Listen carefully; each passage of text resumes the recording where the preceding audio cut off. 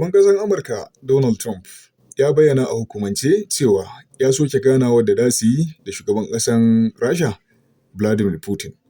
Sakamakon wasu al'amura da suka faru wanda ya ce hakan ba su masa daɗi ba. A cewar shugaban ƙasar Amurka cewa ya soke wannan ganawa da shugaban ƙasar Rasha da sakamakon al'amura da ya bayyana wanda wasu al'amura da ba su masa daɗi ba yana nuna wani sabon al'amari da wani sauya sabon salon dangantaka tsakanin Rasha da Amurka. Musamman a daidai wannan lokaci da ake fama da rikice-rikice ɓangaren siyasa da ɓangaren tattalin arziki a duniya. Wannan mataki dai yana iya sake nuna wani ɓangare na diflomasiyyar Amurka a ƙarƙashin Donald Trump. Wanda hakan Trump ɗin ke son yin mu'amala da Rasha kai tsaye ba bisa wani al'amari ya kawo masa cikas ba. Tun a baya dai an sha zarge-zarge ko da fitowa da bayyana wasu al'amura cewa shi fa Putin ba wai damuwarsa ba ne lallai wai maganan wannan takaddama ta ƙare tsakaninsa da Ukraine. Idan har su ɗin Amurkan suka so za ta ƙare. Sannan a ɓangaren Amurka shi Donald Trump ba wai yana so lallai shi ma lallai sai ɓangaren Ukraine wannan takaddama ta ƙare ba ne sannan ya yi mu'amala da Rasha. Duk da kuke gani ake wannan takaddama shi shugaban ƙasar Amurka akwai mamora da ya gani ko yake gani a jikin Rasha. So don haka yana nuna cewa kada ya zamana cewa takaddama take faruwa tsakanin Ukraine da Rasha ya zamana cewa ta kawo tasgaro a al'amura da ke faruwa a tsakanin Rasha da Amurka. Ya fi fifita maslahar Amurka kai tsaye fiye da maslahar Ukraine.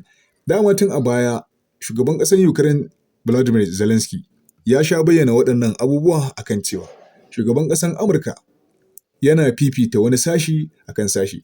Duk da ita kanta Amurkan tana da buƙata da Rasha kai tsaye, to har in har ya dage akan manufar Ukraine, to ƙarshe zai rasa Ukraine ɗin ma za ta rasa baki ɗaya. Don haka ya fi fifita maslahar ƙasar Amurka fiye da maslahar Ukraine.